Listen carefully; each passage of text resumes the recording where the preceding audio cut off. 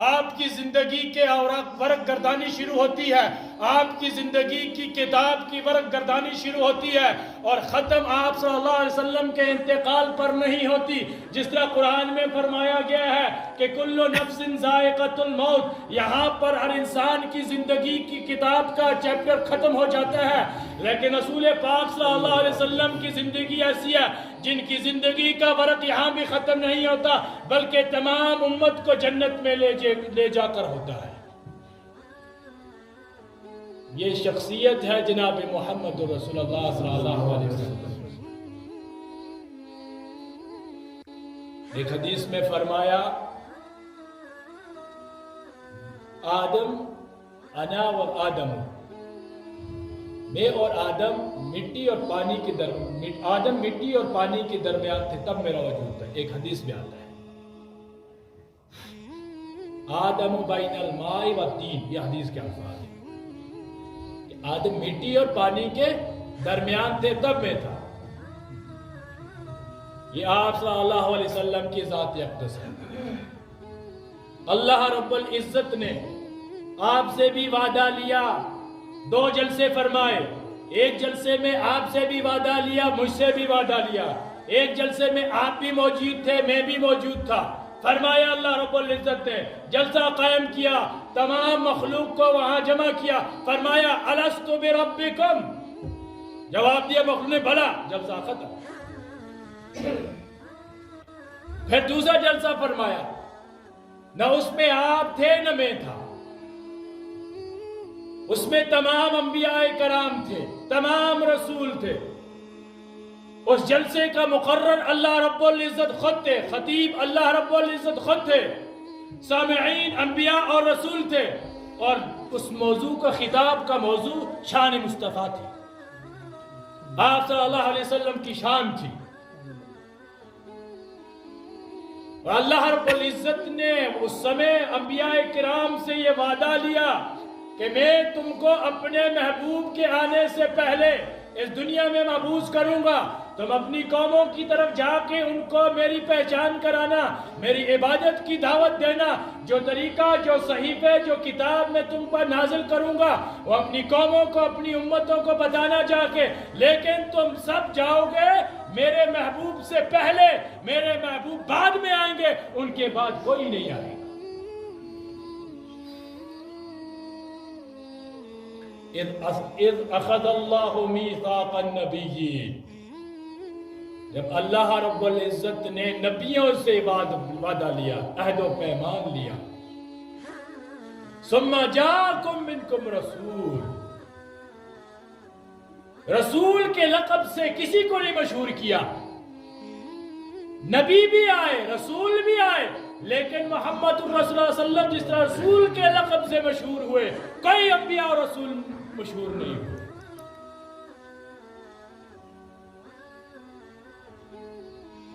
حضرت آدم علیہ السلام نجی اللہ، حضرت نوح علیہ السلام صفی اللہ، حضرت موسیٰ علیہ السلام کلیم اللہ، حضرت عیسیٰ علیہ السلام روح اللہ، حضرت ابراہیم علیہ السلام خلیل اللہ، حضرت یونس علیہ السلام حبیب اللہ، لیکن جب محمد رسول اللہ صلی اللہ علیہ وسلم کی باری آئی تو فرمایا حبیب اللہ، محمد رسول اللہ، محمد اللہ کے رسول۔ یہ نبی کی شان کو بیان اس لیے کر رہا ہوں میں آج کہ جس نبی کا ہم کلمہ پڑھتے ہیں، جس نبی کا ہم اپنی زبان سے نام لیتے ہیں، جس نبی کے تذکرے کو ہم سنتے ہیں، کیا وہ زندگی نبی والی زندگی ہم لوگوں کے اندر ہے یا نہیں ہے؟ کیا وہ نمونہ ہم نے وہاں سے اخذ کیا ہے یا نہیں کیا ہے؟ جب کچھ بھی نہیں تھا میرے نبی کا نام تھا۔ ہم بڑے ہی خوش قسمت ہیں، ہمارا معیار بہت بلند ہے بنسبت دوسری امتوں کے۔ ہمارے نبی جو ہیں وہ سید الانبیاء ہیں، اور ہم جس امت میں پیدا ہوئے یہ امت بھی دوسری امتوں پر اس کو فضیلت حاصل ہے، اشرف الانبیاء، اشرف الامم ہے۔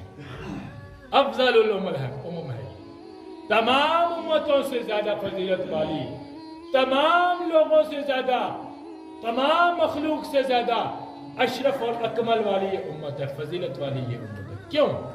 कभी इस पे भी गौर किया हमने?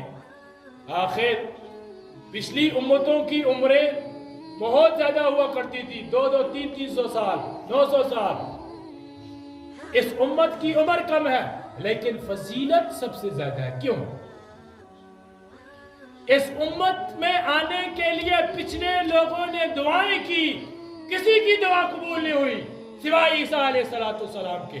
वो नबी थे लेकिन उस उम्मत में जब वो आएंगे उम्मती बन के आएंगे, उम्मती की हैसियत से वो इस दुनिया में आएंगे, क्योंकि नबूवत का दरवाजा बंद हो चुका है, अब कोई नबी आने वाला नहीं है। ईसा अलैहिस्सलाम इस दुनिया पर आएंगे तो इस दुनिया में एज ए उम्मती बनकर आएंगे, नबी बनकर नहीं। लेकिन हमें कदर ही नहीं है, हमारा रुख जो है वो दूसरी तरफ है, हम इस दुनिया में मगन हैं। इस उम्मत को अशरफुल उम्मत भी कहा गया है। ये उम्मत आखिरी उम्मत है, और क्योंकि इस उम्मत के बाद कयामत आनी है, इस उम्मत के बाद कयामत का आना है। तो कयामत की होलनाकी को अल्लाह रब्बुल इज्जत ने कुरान में भी बयान फरमाया और रसूलुल्लाह सल्लल्लाहु अलैहि वसल्लम ने अहादीस मुबारका में भी इरशाद फरमाया। कुरान में अल्लाह रब्बुल इज्जत फरमाया, इज़ा ज़ुलज़िलतिल अर्ज़ु ज़िलज़ालहा व अख़रजतिल अर्ज़ु अथक़ालहा व क़ालल इंसानु मा लहा यौमइज़िन तुहद्दिसु अख़बारहा बिअन्न रब्बका औहालहा। तो जमीन पर जो बोझ होगा उसको उड़ेल देगी, वो फेंक देगी बाहर। और दूसरी जगह अल्लाह रब्बुल इज्जत इरशाद फरमाया, इज़ा शम्सु कुव्विरत व इज़ा नुजूमु क़दरत व इज़ल जिबालु सुय्यरत। फिर एक जगह और इरशाद फरमाया अल्लाह रब्बुल इज्जत ने, अफला यंजुरून इलल इबली कैफ़ खुलिक़त। ये अक्लमंदों के लिए अल्लाह रब्बुल इज्जत ने फरमाया, अफला यंजुरून इलल इबली कैफ़ खुलिक़त व इलस समाई कैफ़ रुफ़िअत व इलल जिबाली कैफ़ नुसिबत व इलल अर्ज़ि कैफ़ सुतिहत। क्या ये आसमान की तरफ, पहाड़ों की तरफ, जमीन की तरफ, जानवरों की तरफ, चींदो परिंद की तरफ, इस फिजा की तरफ, इस मखलूक की तरफ नजर नहीं दौड़ाते? ये कैसे काम है, ये कैसे खड़ी है? ये सब मंजर कशी जो अल्लाह रब्बुल इज्जत ने कुरान में की है, इसकी तशरीह आप सल्लल्लाहु अलैहि वसल्लम अपनी अहादीस मुबारका में फरमाई है, ये किस लिए की गई है? ये तो हम लोगों को समझाने के लिए की गई है ना। और आज हम हैं, कुरान का पता ही नहीं है, अलहम्दु का तर्जुमा नहीं आता हम लोगों को। मतलब इतने ना बलद, इतने ना आशना हम हो चुके हैं, दीन से इतनी बेराह रवी हमारी कि हम जो नमाज में पढ़ते हैं उसका तर्जुमा भी हमको नहीं आता कि हम क्या पढ़ रहे हैं।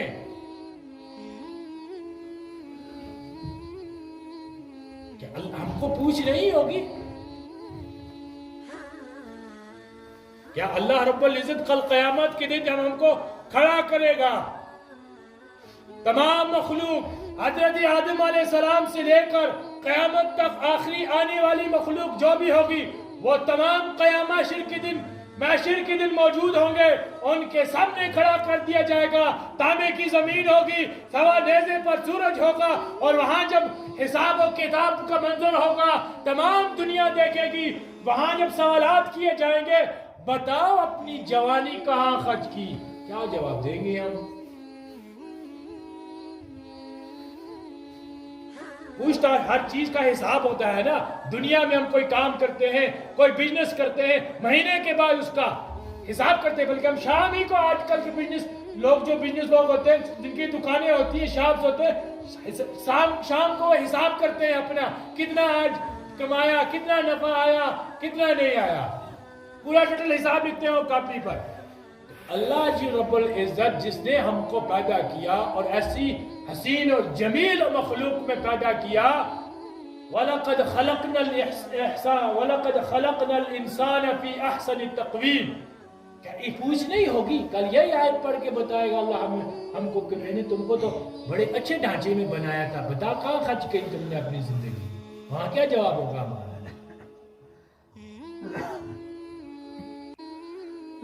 बड़े बड़े फिरौन गुजरे हैं, शद्दाद गुजरे हैं, सुल्तान सिकंदर गुजरा है, कुछ लेके गया?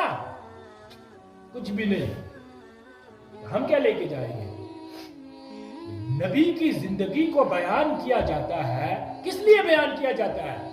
ताकि नबी की जिंदगी का कोई भी हिस्सा, कोई भी पहलू हमसे बेपर्दा न रहे, मुनकशिफ हो जाए, बिल्कुल जाहिर हो जाए। हमें एक एक चीज का पता होना चाहिए ताकि हम अपनी जिंदगी को नबी की जिंदगी के मुताबिक डालें। खुतबा बयान करते किस लिए करते हैं? एक अदीब अगर किताब लिखता है तो किस लिए लिखता है? ताकि दूसरी जो लोग इनको नफा पहुंचे, इल्म से रोशनास हो। नबी की जिंदगी जो तमाम जिनके लिए मखलूक को बनाया गया, हजरत आमिना कहती है कि जब मेरी गोद में थे, मैं पत्थर पर अपना पाँव रखती, पत्थर पर अपना पाँव रखती, वो पत्थर पिघल जाता, नरम पड़ जाता। जब मैं धूप पे चलती तो बादल साए करते, बादल मेरे ऊपर आ जाते, मुझे गर्मी नहीं लगती थी। ऐसी जिंदगी जो आप सल्लल्लाहु अलैहि वसल्लम मख्तून पैदा किए गए, यानी ऐसा हर चीज का नमूना आपकी जिंदगी में। हम नाम लेवा उनके और काम दूसरे के। अल्लाह नहीं पूछेगा आपको, कल नबी ही जो हमारे खिलाफ खड़े हो जाएंगे। तो कुरान भी गवाही देगा ना, तो कुरान गवाही देगा कि अल्लाह रब्बुल इज्जत को पकड़, इन्होंने मुझे ताकते में रख दिया था। कुरान हमारे खिलाफ गवाही देगा। जबान कयामत के दिन बंद हो जाएगी, आज़ा खुद बात करेंगे, ये खुद बात करेंगे, हाथ मैंने क्या गुनाह किए। जबान भी बंद हो जाएगी, आंखें खुद बोलेगी, कान खुद बोलेगा, आज़ा खुद बातें करेंगे कि हमने क्या क्या गुनाह किए हैं। जबान को वहां लगाम दे दी जाएगी, ताला लग जाएगा। उस चीज की फिक्र करनी है, हमको नहीं करनी है। अल्लाह रब्बुल इज्जत ने फरमाया दुनिया जो पैदा किया वो इंसान के लिए पैदा किया, इंसान को आखिरत के लिए पैदा किया गया। इंसान का वजूद जो है, असल जिंदगी जो है वो आखिरत की जिंदगी है। असल जो जिंदगी है वो आखिरत की जिंदगी है। दुनियावी जिस तरह एक तालिब इल्म पढ़ते हैं और स्कूल में एक साल के बाद वो इम्तिहान देते हैं, तो इससे ये मालूम चलता है जो 8-9 महीने उन्होंने पढ़ा है वो उनका प्रिपरेशन टाइम था। अब उनका एग्जाम का वक्त आ गया, वो एग्जाम देंगे। इसी तरह ये दुनिया जो है ये इंसान के लिए प्रिपरेशन टाइम है, तैयारी करने का वक्त है। एग्जाम जो होगा वो आखिरत में होगा। अफ़हसिबतुम अन्नमा खलक़नाकुम अबसा व अन्नकुम इलैना ला तुरजाऊन। क्या आप ऐसे ही समझते हैं कि तो हम लोगों को ऐसे ही पैदा कर दिया गया है कि हमको लौट कर नहीं जाना है? कुरान कह रहा है अफ़हसिबतुम अन्नमा खलक़नाकुम अबसा, क्या आप ऐसे ही बहनों गुमान में है कि आपको ऐसे ही पैदा कर दिया गया है? व अन्नकुम इलैना ला तुरजाऊन, तुमको क्या हमारी तरफ लौट कर नहीं आना है? कुरान की ज़बान है, कुरान बोल रहा है।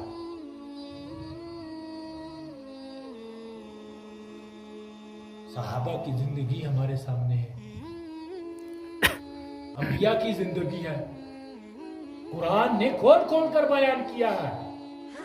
जहां पर मुश्तबहात है कुरान में, वहां हदीस से हम रुजू करते, हदीस से मालूम तशरीह पता चल जाती है, पूरी वजाहत है। लेकिन पढ़े कौन? दुनिया में माँ हुए हम, दुनिया में गरक है हम, दुनिया में ही पड़े हैं हम।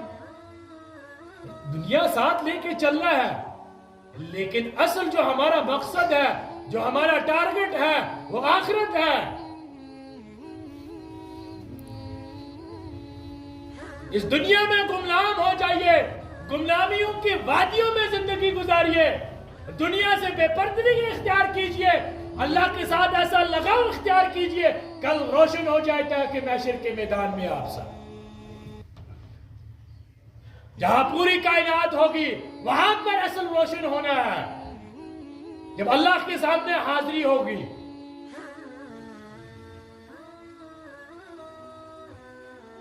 एक हदीस में आया है,